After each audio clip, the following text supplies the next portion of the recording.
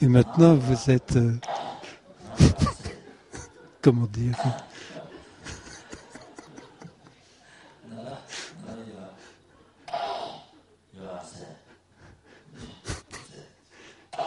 Vous êtes complètement à l'opposé de ce que vous pensiez au début. C'est l'opposé complet. Maintenant, vous priez pour que...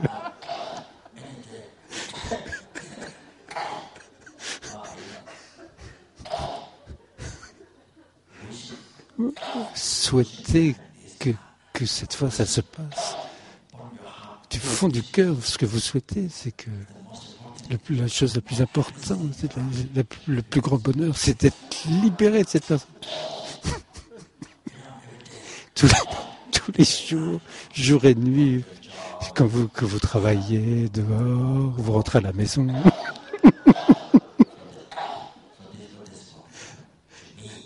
Donc, qu'est-ce qui va m'arriver à moi? Et dans la vie, alors, ça devient des pleurs. C'est misérable.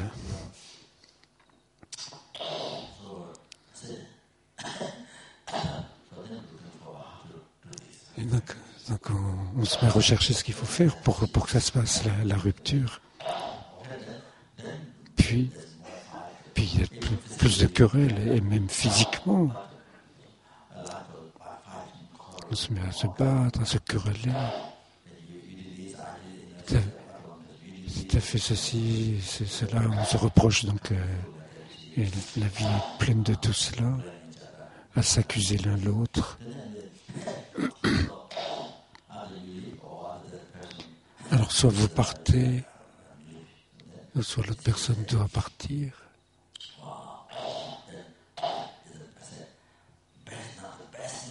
Donc, et vous dites la meilleure chose. Avant, c'était la meilleure chose, c'était de la rencontrer. Et maintenant, la meilleure chose, c'était de ne pas avoir rencontré cette personne. Le plus grand bonheur, c'est de ne plus la rencontrer.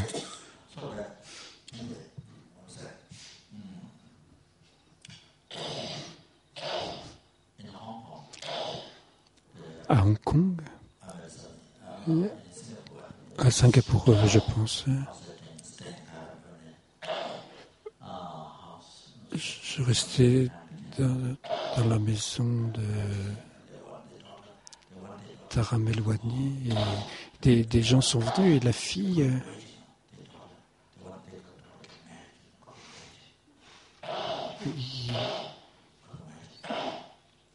pour eux, c'est impossible d'attendre que leur fille se marie. Ils m'ont demandé que je fasse des prières pour ah oui, c'est ça. Ils voulaient absolument que leur fille se marie, donc ils m'ont demandé de prier pour que ça se passe. Et je leur dis, c'est mieux d'être plus prudent, de prendre son temps, ne pas se précipiter, prendre son temps. Doucement, c'est mieux. J'ai pas tout dit comme ça.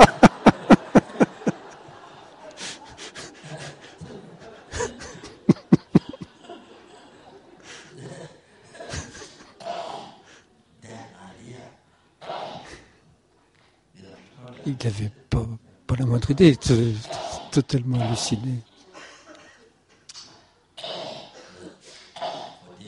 Pour eux, que leur fils ou leur fille soit marié, c'était la plus grande chose de leur vie, la chose la plus importante de leur vie. Mais ils n'avaient pas la moindre idée de ce qui se passe après cela. C'est pas toujours cette félicité, ce grand bonheur, que comme la félicité du soleil qui brille. Les parents ne pensent jamais à cela. Ils pensent toujours que ce sera une bonne vie. Et pareil dans les couples.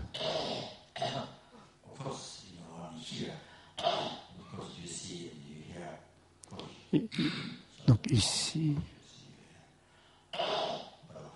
non, quand vous voyez, quand vous entendez tous ces problèmes,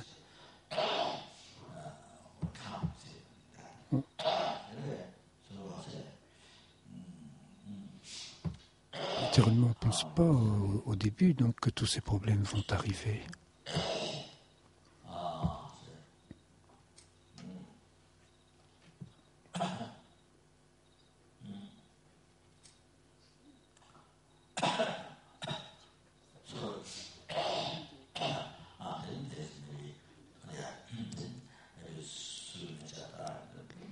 Et puis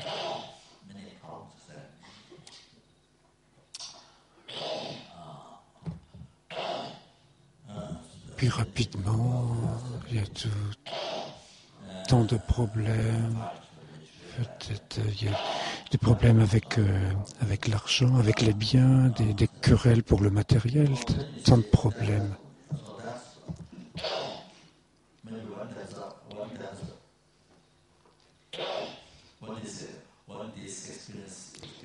Et quand cette expérience a commencé à être négative, quand on voit de plus en plus de problèmes, et que votre attachement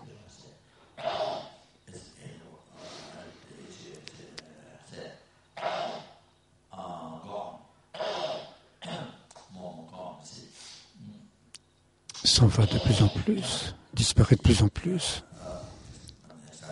Quand l'excitation est partie, alors, que se passe-t-il? C'est que,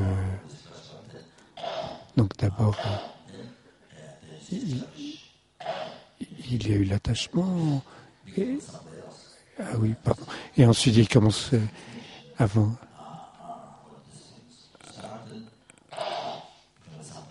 Ensuite, il y a eu quelqu'un d'autre qui est arrivé et le partenaire a préféré aimer plus une autre personne et démarre exactement la même chose, et démarre un autre livre. Comment dire? Comme un paquet, tout le paquet de l'histoire, quoi. Et donc cette nouvelle personne, pour elle, elle est fantastique, elle-même, c'est fantastique. Ah, si seulement je pouvais aller avec cette personne, il n'y aurait aucun problème. Ça va être que du bonheur.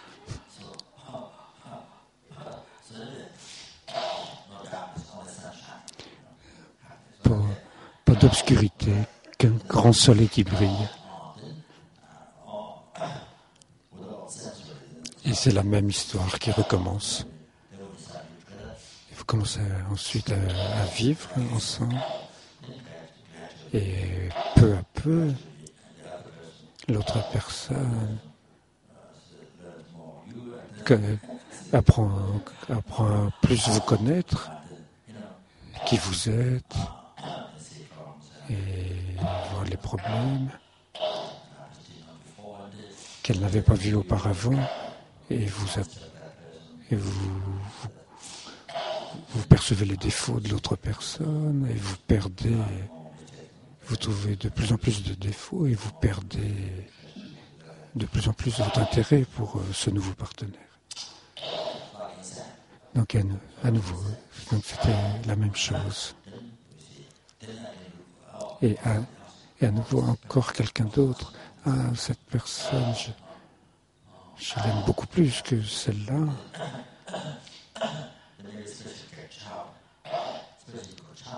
Et spécialement s'il y a un enfant. Donc tout l'intérêt s'est porté sur l'enfant. Avant, l'intérêt était porté mutuellement. Et maintenant, l'intérêt est porté sur l'enfant. Donc c'est ce que j'ai entendu, ce que j'ai. Et donc les problèmes commencent, l'esprit est malheureux.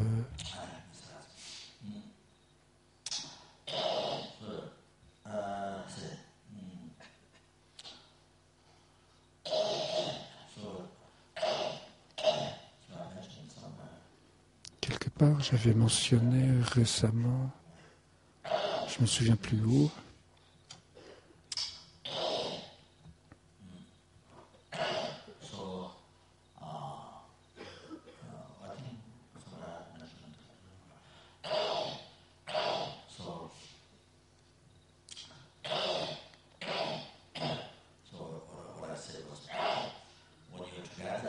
ce que j'avais dit, c'est quand vous êtes ensemble,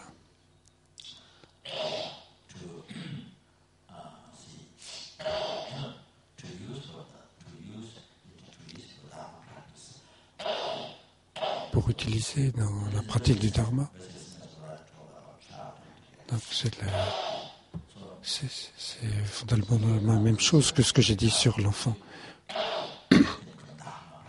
La manière dont vous vous occupez de l'enfant, donc tout devient une pratique du Dharma. Il n'y a pas de Dharma mondain. Ça devient une pratique du Dharma. Et ça fait spécialement, c'est des causes pour l'éveil avec la motivation de bodhicitta, de chérir cet être vivant, de le servir, de dédier votre vie pour lui.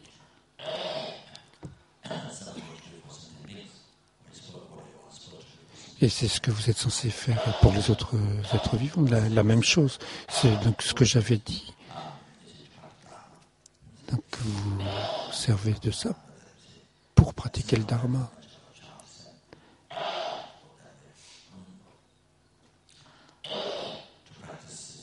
Comme avec l'enfant, vous faites comme avec l'enfant, c'est pour pratiquer, vous pratiquez la moralité.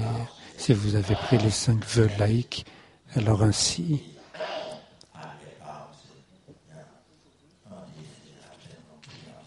s'abstenir de tuer, de voler, s'abstenir de mentir, s'abstenir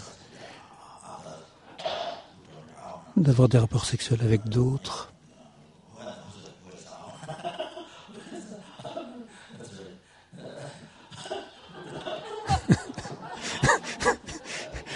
D'autres que la personne que vous possédez, donc dire une poche. Donc je mélange.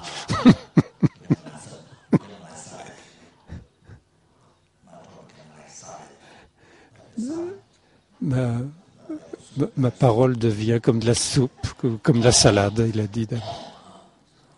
Tout se mélange.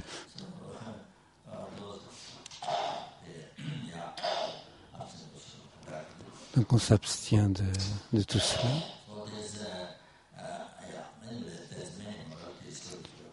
Donc il y a beaucoup de moralité qui peut être pratiquée, et la pratique de la charité, de la patience, de la persévérance. Pareil qu'avec l'enfant, ce sont les pratiques des paramitas. Et ainsi que la concentration, la sagesse. Et spécialement pour apprendre la patience de cette personne, la paramita de la patience. Cela signifie que cette personne, par la patience, cette personne vous donne l'illumination. Si vous êtes capable de pratiquer la paramita de la patience,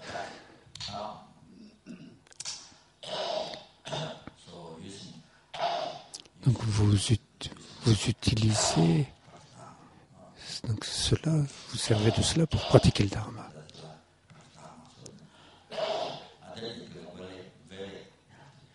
Votre vie est utilisée pour pratiquer le Dharma et vous avez une vie très saine.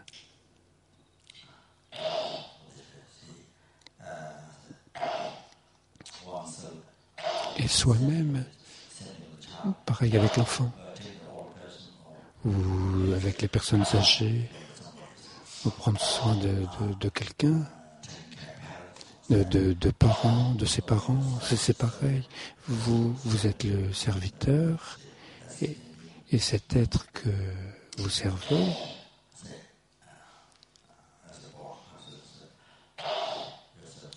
vous êtes le serviteur et vous servez cet être pour le libérer de la souffrance et lui causer le bonheur. Et c'est ainsi, c'est cela l'attitude du Bodhisattva envers les êtres vivants. Vous êtes vous-même le serviteur et vous servez les êtres vivants. Choro Tsemchen, Jowo, c'est comme Seigneur. Seigneur, ça se réfère aux êtres vivants.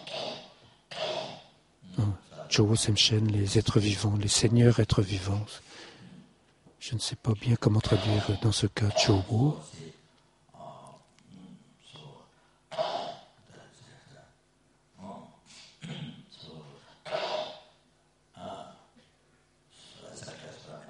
C'est exactement comme je l'ai mentionné dans le cas de l'enfant.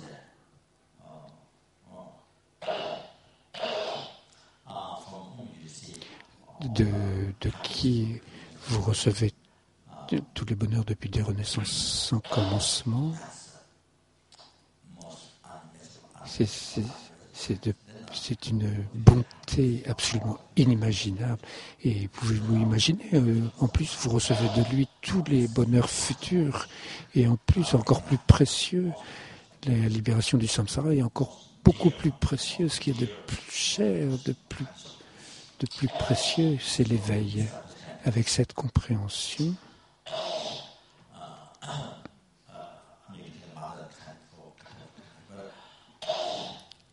donc c'est la compréhension de la bonté de toutes les mères. Alors vous pouvez développer une gentillesse très vaste en étant vous-même le serviteur. Et dans le cas de vivre ensemble, alors ça devient le dharma. Quand on vit avec quelqu'un, donc cela devient le dharma. Tout ce que vous faites, c'est pour atteindre l'éveil, pour le bien des êtres. Ça devient... Avec cette attitude,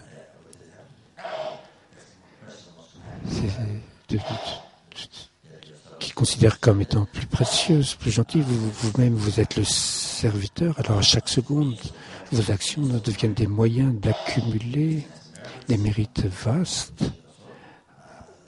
sur la base de bodhicitta, des cieux infinis de mérites que vous accumulez pour atteindre l'éveil pour le bien de tous les êtres vivants. Et dans ce but, je vais rendre service avec cette personne qui met l'être le plus cher, l'être vivant le plus cher, et vous accumulez ainsi des cieux infinis de mérites. Tellement de mérites sont accumulés et vous purifiez les souillures accumulées depuis des renaissances sans commencement sont purifiées chaque jour. Chaque jour, c'est ainsi. Et la vie a tellement d'espoir, il y a tellement d'espoir alors. Dans votre vie, vous créez sans cesse le plus grand succès pour l'éveil, pour les êtres.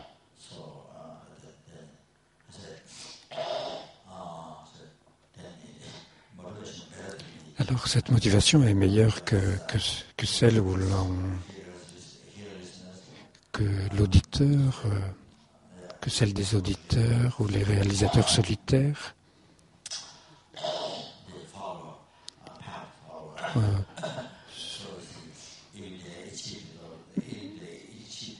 Même s'ils ont réalisé la voie des préparations, leur motivation, c'est de réaliser la libération pour eux-mêmes. Mais dans ce cas, il n'y a pas la pensée d'être bénéfique aux êtres. Alors que dans votre cas, vous êtes une personne beaucoup plus chanceuse que ces personnes qui sont sur la voie des réalisateurs solitaires, qui vivent leur vie pour leur seul bonheur, leur libération, qui s'efforcent de trouver leur libération.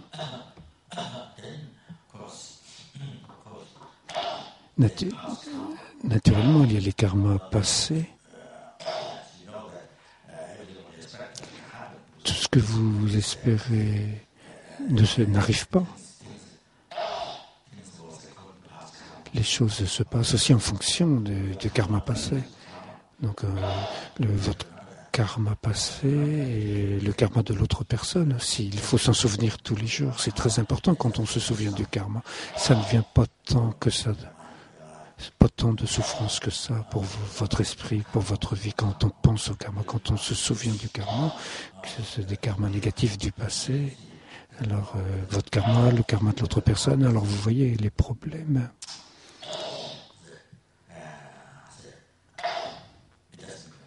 Ne deviennent pas des problèmes parce que vous les acceptez. Vous acceptez la situation à cause du karma.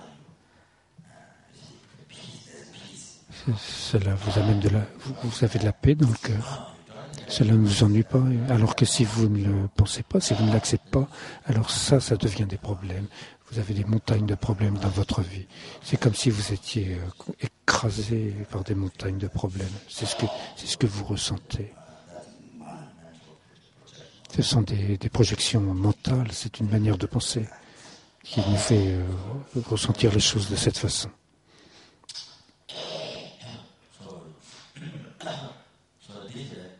Et ainsi,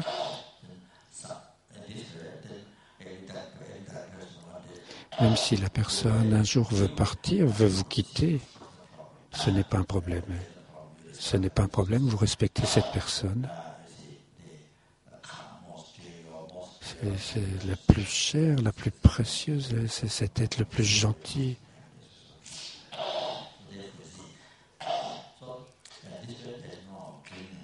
Et ainsi, il n'y a pas d'attachement, de saisie. Cette personne de qui vous avez reçu tant de bonheur, si elle veut partir vraiment, donc c'est OK. Ce qu'il y a de mieux pour cette personne, vous l'offrez. Et au début, si vous terminez comme ça, c'est du bonheur. Au début, c'était erroné, et à la fin, au début, cette motivation était erronée, et quand la séparation se passe, et c'était une grosse souffrance, vous voulez vous tuer, ou pensée de suicide qui monte en vous. Donc, je suis désolé, ça m'est venu de dire tout ça, parce que je parlais des enfants, donc ça m'est venu de dire tout cela.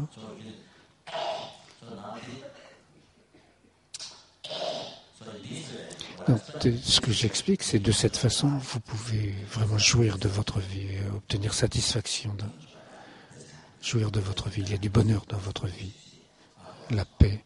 Sinon, il n'y a pas. Sinon, il n'y a que votre cœur est toujours vif. Quelles que soient les excitations, les objets extérieurs, votre cœur est toujours vide. Et cette vie samsarique ordinaire est vide, remplie de sentiments misérables, beaucoup de malheur, misère. Donc j'avais dit avarice, mais non, c'est sentiments misérables. Désolé, je ne sais plus d'où je suis parti. Donc de quoi je parlais au début?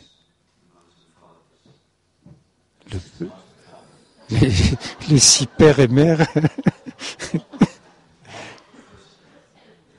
Donc Nil. Donc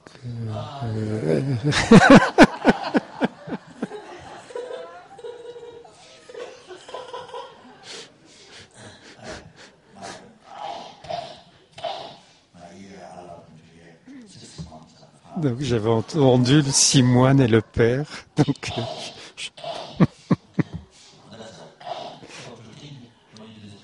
donc quand vous faites cette prière, vous sentez donc l'infinité des êtres infernaux, des prétas, des animaux. Une infinité d'êtres, vous sentez que c'est votre famille, tous, c'est votre famille, une famille. Et vous faites cette prière. Donc c'est merveilleux, c'est si bien.